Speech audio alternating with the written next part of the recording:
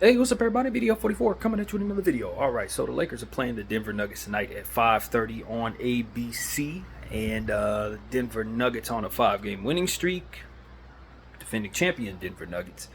But they are dealing with some guard issues. Jamal Murray rolled his ankle in the previous matchup against the Miami Heat early in the game. And Kentavious Caldwell Pope has some personal stuff going on, so he's a game time decision.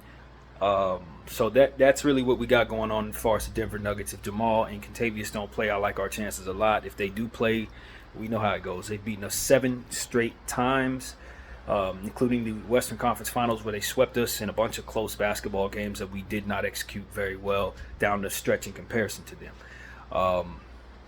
During the winning streak, the Denver Nuggets have beaten the likes of the Heat, the Blazers, the Wizards. I believe they played Golden State. I don't remember exactly who the other two teams were, but they've had a slightly softer way to go, and as a result, they've been taking care of business. Since Kentavious Caldwell Pope came back, they've been able to score a little more. I've been on the record saying that their scoring issues have reared their ugly head before the All-Star break for about a month, but it seems like they've gotten that together since the All-Star break has returned, dropping 130 points, 117 points, although they only scored 104, 105 points against the Miami Heat in the last matchup without Jamal Murray. It's as simple as they can have high-powered offensive players who are in their starting lineup, but once you start getting into their bench, their bench doesn't contribute to the scoring pretty much at all. From night in and night out, they got a bunch of players that they use, and I don't know what them dudes are necessarily good at, but they definitely ain't good at scoring. Put it like that. Maybe they're all defenders, but their bench is not a scoring bench at all. And so it's one of those situations where you just want to be able to expose that, and no team has been able to effectively do that. And because they have high-powered offensive players in that starting lineup that fit one another so well, the synergy just allows them to kind of get away without having to really use their bench too much. So that's really the story of the Nuggets. They have a bunch of people that they use. The bench is plentiful as it pertains to the humans there. But do they contribute to a whole lot of scoring? None of them really do. So that's really what it is. You got guys like Christian Brown down there that you know is going to help in a lot of other areas. Defensively, the strength that he provides, he can contribute greatly to their rebounding and stuff like that. He's just an all-around Swiss Army knife defensively, but no scoring. Zeke Naji doesn't really contribute to the scoring. Guys like Hunter Tyson, they haven't used very much, so he doesn't get a chance to show what he can do. They're rookies. They don't use those guys. DeAndre Jordan, of course, we had him on our team back before the bubble, I believe it was, or maybe after the bubble, right afterward. He didn't look like he had a whole lot, but since then he's come back and had some fantastic games for the Denver Nuggets and won himself a championship. Reggie Jackson, same thing. Definitely somebody who doesn't really contribute to the scoring as much this year, but wouldn't be surprised if he has a big game tonight if for some reason those guards are not out there. So these are the champs, man. And they got that championship by way of sweeping us. So we need to understand how to respect them. But most importantly, we need to take advantage of whatever we can. Now, Gordon has been playing well. We know that's a defensive player these days, but he can definitely score a lot if necessary. He's had 50-point games in his career with the Orlando Magic. Definitely somebody in a lesser role, but still has the ability to play big, and it's one of the reasons why they're so deadly out there. In fact, they haven't lost a whole lot since they acquired that dude. So that's the real situation. Also, Porter has been playing fantastic. He had 30 points in the last game. He usually kills us. Catch and shoot, catch and shoot, catch and shoot. And contributes to rebounding a lot. A huge body, 7-footer. Always kills the Lakers on the board. So we need to understand that the rebounding is going to be plentiful for those guys. Whether they have Murray out there or not, doesn't matter. They should be able to score with us and execute better than us most of the time. That's just what it is. Right, the Los Angeles Lakers, of course, you're going up against Jokic. There's no reason to stop talking about the Nuggets if you're not going to mention the Joker. You're just making a fool of yourself. I think he's the best player in basketball right now. Rebounds the ball, assists as good as anyone who's ever played the game, and can score from behind the arc, inside, 170 pounds, something like that. He's just an impossible force of nature, cerebral genius basketball player, man. It is what it is. The game is effortless to the guy. He's won several MVPs, and I would not be surprised if he takes another one this season. Just in my mind, the best player in basketball. He just is what he is, man. There's a lot of people who have different players you put up there, and that's great. But when it comes to efficiency and making plays for others, no one matches him this year. No one's matching this guy. He hasn't matched him in years. So that's really what it comes down to. If we're going to beat this team, we have to find a way to contain him in some way, and that's really the problem. We just don't have anyone who can contain him. We've put guys like Rui Hachimura on him. It's very slight success, but not much. Anthony Davis has been having trouble with him for years, that kind of thing. We just haven't had anybody who can really deal with him since Dwight Howard was on the team. So, this is one of those situations where the Joker, I'd imagine, goes for a triple-double tonight with a bunch of everything. He's going to destroy the Lakers. Him and his coach call that team the Lakers. They are Laker daddies. That's what they call themselves. And until we find a way to destroy them and send them back into a space of humility, they're going to continue to say that disrespectful stuff in regards to us and be able to back it up with victories, mostly in close basketball games. So, my Los Angeles Lakers has found a offensive identity since the last time we seen the Denver Nuggets, but our defense has waned off dramatically, especially in these last couple of games. We just haven't been playing defense at all. We're coming off an overtime victory against the Washington Wizards. That was the most embarrassing win you'll probably ever see, where we had an opportunity to lose that game several times over, and the Washington Wizards just did not capitalize on those opportunities, and we're thankful of that. The previous game before that, Los Angeles Lakers played against the LA Clippers. I'm very fortunate that we were able to win that game as well. No Paul George, and we were able to have LeBron James have his greatest comeback in the 19 points in the fourth quarter, his greatest fourth quarter comeback in his career for us, in order for us to overcome some very poor rotations and ultimately bad defensive efforts. So prior to that, we lost to the Phoenix Suns in a game that was embarrassing on national television on a Sunday afternoon. You know what I mean? Just to beat the Spurs before that in a game where I thought we didn't play our best ball. I felt Wemby completely destroyed us and just didn't have any help from his team, and we were to win. And then before that, the Golden State Warriors took care of us without LeBron James on the floor. So we haven't been playing good ball lately, regardless of what the wins tell you. Even though we've won 3 out of 5, we probably should have lost all 3 of the games we won, when you consider just what it was that we were ultimately doing out there. So we're not coming into this game with a whole lot of confidence in our play, but we do have wins to show for whatever it is that we just got through doing, and we're happy about that. Now, the Lakers just picked up a guy by the name of Harry Giles out of North Carolina, Duke. He will not be available tonight. He's going to be joining the team on Monday. So his services will not be available, but we definitely will be welcoming him in soon. He's coming from that Brooklyn Nets team. Was the 20th pick overall in the 17th draft a couple years, 7 years ago, however long it's been, and just had some injuries kind of rob him of his potential, but it's still somebody who can be serviceable in this league. And because he was once a lottery pick, probably has the ability to do a little more than what an average player would do in his position. So we're excited about Harry Giles coming in, probably not playing very much, but at least filling in that role that can help us with the center position, given the fact that we're down Christian Wood and Colin Castleton and a lot of other guys that would otherwise be in place, but we didn't pick up a center. So it's Anthony Davis. It's the much improved young fella that we picked up, Jackson Hayes, but that was the end of our center position. So Harry comes in, he should help us a lot come Monday.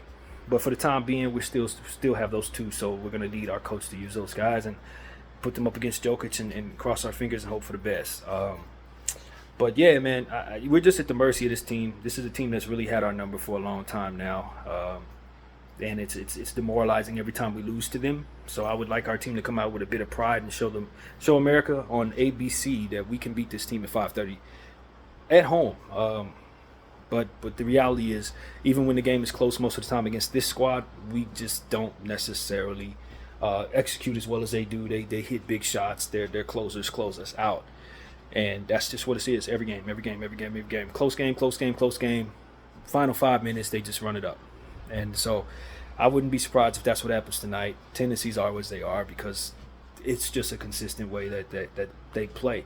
The best way we can beat this team, in my opinion, is to lean into our offense, since our defense isn't doing anything anyway, and try to load up on scoring. Rui Hachimura, LeBron James look to score. Anthony Davis look to score. AD's coming off a game where he had 40 points in the last one, so we're going to need that type of scoring tonight. And hopefully we can drop 130 points on this team. And come out the victor, because if we try to make it a defensive game, they have defensive players as well. Your offense needs to be on point. You're not going to stop them defensively even when you focus on your defense. It just is what it is. I don't think we have the personnel to necessarily stop. Like I said, Jokic and Jamal Murray's a killer. So if he's playing, you can expect good from him. But I do expect for him to miss this game because he rolled that ankle pretty bad 2 nights ago. And even though it's a regular season game against the Lakers, which is a big deal for the Nuggets, they got bigger picture stuff to consider and probably shouldn't be trying to run him out there on a bum ankle. Speaking of bum ankle, Cam Reddish, I don't know if he's going to be available tonight. He's a game time decision. He also had some setbacks with his injury, as he usually does. We send him out there and he's never ready. That's why I always suggested our team just let him, even when he's cleared, stay in the weight room and continue to work on his leg strength and just continue to work on the conditioning, stretching, and all of that, and just bring him back maybe 2 or 3 weeks after he's cleared, because that's the type of conditioning that we need him to build so we can stop finding himself hurt, setbacks and stuff like that from injuries that have just freshly healed. It just doesn't work like that for his body.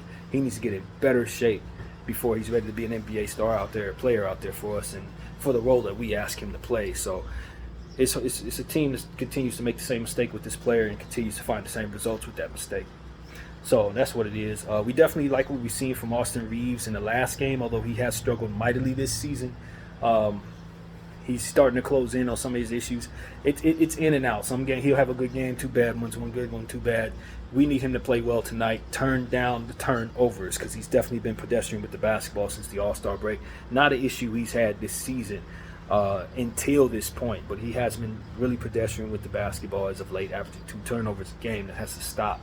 We've loved what we saw from D'Angelo Russell. It seems like the decision to keep him has really helped our offense quite a bit. He has this signature move that he's been doing over the last several games where he catches the ball above his head and shoots the 3 and it swishes. We love that move. I've seen him do it before, but we've been kind of having him do it more and more as of late, and it is a very entertaining and very, very high efficiency move for a very gifted basketball playing shooter. So that's what we need from D'Angelo Russell. Continue to do that to the Nuggets tonight. We're going to need efficiency from our shooters. Taurean Prince, if he's going to be out there, he's got to be shooting good. It can't be a situation where he's doing too much or doing too little. Sit in the corner, hit the threes. If he can get like 4 and 5 threes tonight, that'll be the difference. So these are the type of things I'm thinking about, man. You got to be efficient from behind the arc. You got to rebound the basketball, for which we've had struggles with.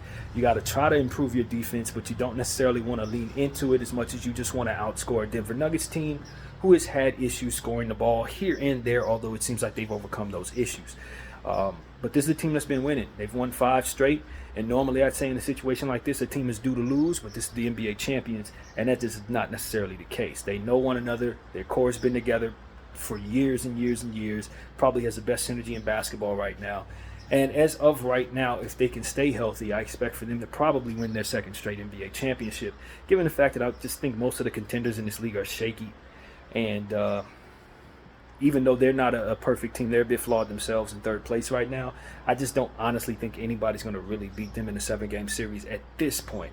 I said a different thing 2 weeks ago, but now that they figured out their scoring stuff, got KCP back, depending on how Jamal Murray fares with their injury going forward, I just think that it's going to be very, very difficult for any team that is contending to actually beat them at this point. And so I flip back and forth with the Denver Nuggets, but as long as they figured out their scoring issue, they're practically unbeatable because they're a much improved defensive team, and they won a championship not being that. So in all honesty, their defense has almost doubled from where it was last year. They're significantly better than they were last year. And part of that has to do with Pierre Watson, I believe is his name, who's been blocking shots and having big plays all year long, newly entered into the equation. So I expect for him to have a big game. He's out of UCLA. I believe he's from LA. I'm not sure. But he went to UCLA, and definitely somebody we need to pay attention to on their team. So, it is what it is, man. KCP didn't play in the last one. They beat the hell out of us. This one, he will be available, and we know how important this game against the Lakers always is to him. NBA champion for us, NBA champion for them. Now, I did say he had some personal reasons, game time decision, but like I said, it's against the Lakers. So if he's going to be coming back to any basketball game after personal circumstances, I'd imagine it'd be this one in our building where he ultimately was a champ. Although we won in the bubble, we know what it is. Either way, he's a champ for the Lakers, and this is where he played for 4 seasons. So we know KCP as well as anybody. And having traded him away in that Russell Westbrook trade was just one of more reasons why we are paying for that now. Uh, that trade was awful. And we see how it panned out for us, and we see how it panned out for the teams that ultimately got those players that we sent out to the Washington Wizards. So it is what it is, man. Our Los Angeles Lakers, we need Bron to continue to play at the level he is. He obviously got subbed out in the 3-minute mark of the regulation in that overtime game against Washington. Everybody's been talking about that. We need nothing like that to ever happen again. If he's going to get rest, it needs to come before that. It cannot come down the stretch of a basketball game. And the fact that I even have to verbalize that speaks to just how ridiculous it was. I mean, it should not ever be done in any sport, any walk of basketball. You got your best basketball player. It's the final 3 minutes. It's a close basketball game. Of course they're on the floor. If they're not hurt, they're on the floor. And if they're tired, somebody did something wrong. So it's that type of irritation that ultimately eats away at your patience if you're a Laker fan. You don't know why that happened. Obviously, it doesn't happen if LeBron James doesn't co-sign it, but even that he co-signed it was something that I still cannot agree with. You need to be on the floor in the final 3 minutes of regulation of every single basketball game you're in, bro. Just is what it is. There's no way around that. You give us the best chance to win. And when you have 2 timeouts, he should not be sitting on the sideline for 2 and 3 plays, waiting to be checked in, waiting for somebody to foul or something. That's just horrible coaching. You got to use your timeout. No excuses, no exceptions in that situation. So, Darvin Ham, man, your rotations have been, a struggle for our team. And I know you've had players coming in and out, and that is to be said, But at the end of the day, the rotations can't continue to be as bad as they've been for us to succeed. We need the starting lineup to remain consistent. Rui Hachimura, D'Lo Russell, Austin Reeves, Bron, and AD. That is our starting lineup, hopefully for the rest of the season, including playoffs. And anything that we want to audible into or out of should be done with that being how we start basketball games from here on out. We've gotten back to our slow starts. As we were the worst first quarter team in the history of the sport through 30 games of the first half of this season. We really, really, really are back into that as of the last 2 or 3 games, starting off slow, letting teams have big quarters against us. The Wizards had big quarters. The Clippers had big quarters. All these teams are scoring over 30 in multiple quarters against us, and so that is also a problem. We just need to have better starts, and part of that has to do with Anthony Davis staying out of early foul trouble. He's been picking up 2 fouls early in most of these games since the All-Star break. He needs to reel it in. Most of those are silly fouls. This cannot happen against the Denver Nuggets and Jokic if you want to have any chance of beating this basketball team. So he got to cut that out right away. What else, man? I don't know. I just, when you go up against the Denver Nuggets, you have a certain level of pride and anger about that Laker daddy phrase that they keep on using. You know that they've beaten the hell out of you. They knocked you out of your championship opportunity. They give you a single chance to win a game in the Western Conference Finals. If ever there was a team we come out and play with a certain level of anger, it should be these guys. If you got any heart at all, if you got any chip on your shoulder whatsoever, it should come down the stretch of this basketball game in the final 5 minutes of the fourth quarter. If the game is any kind of close, you need to have a certain level of respect to say, I'm not letting Michael Porter be open in the corner. I'm not letting Michael Porter. And that's who comes to mind. Michael Porter Jr. and Jamal Murray. We have got to make sure that they're not hitting shots on the stretch of this game. KCP, another one. If you can zero in on those 3 killers in the final 5 minutes of the game and keep them from hitting every damn shot they take, win or lose, I'll be pleased. Because that's been the problem. That's been the problem. Those 3 have been murdering us in the final 3 minutes, final 5 minutes of every single game of regulation that we played against these guys over the past 2 years. And I just have a certain level of pride as it pertains to me as a fan. I don't want these guys hitting shots like that. I don't care what it takes. I don't care if you kick them. I don't care what you do. Flagrant foul, I don't give a damn. They can't keep hitting shots like this against us in the 5 minutes of the last 5 minutes of games and then walk away calling themselves Laker Daddy. I'll start a fight before I let that happen. I'm just being honest. If you call me a sore loser, that's where I need to overcome. But you ain't going to be able to beat me 7 times in a row, say you a Laker Daddy, run around, take championship, all types of different stuff from us, and still be able to beat me the same way the 8th straight time without me doing something that you ain't going to like. It ain't going to happen. It ain't going to happen. I'm just telling you right now. And so I'm not telling people to get themselves thrown out of basketball games just because they're getting cooked. But I am telling you, if you don't have a certain level of pride, you ain't matching me. You ain't matching how I feel about it. I'm insulted by this team. It ain't enough for them to beat us. They also got to talk about it. At some point in time, I'm looking at this unit, and if they get ran out of here by the same squad tonight, I'm looking at this unit and saying they just not the ones that need to be representing me. As a Laker fan, they don't need to be representing me no more. You can't keep letting the same team do the same thing to us and then talk crazy about us, and we have no response to that. That's not how the Lakers operate. You understand what I'm saying? 17 NBA championships. They got their first one last year. They ain't got no business calling themselves Laker daddy. They ain't got no business little boy in us and son in us like this. So somebody needs to do something about that. And if these ain't the 15 to 12 men that are going to do something about it, and get them the hell out of here and put somebody else in our uniform that is. That is exactly how I have to feel about that. Because otherwise we just keep getting knocked around by a team in the Denver Nuggets that quite honestly hasn't even gotten on our level as a franchise. And because they own the 15 guys in the uniform right now, just tells me them ain't the 15 guys we need. Do you understand what I'm saying? So that's where I'm at with that. I'm tired of being little boy by a basketball team that barely just won their first championship. I'm sick of the disrespect. They haven't done enough in this league to be disrespecting us like that. Okay? So that's what it really comes down to. KCP, Porter, and Murray. Y'all got to do something to stop them dudes, man. BDL 44. I thank y'all for watching. I'm out.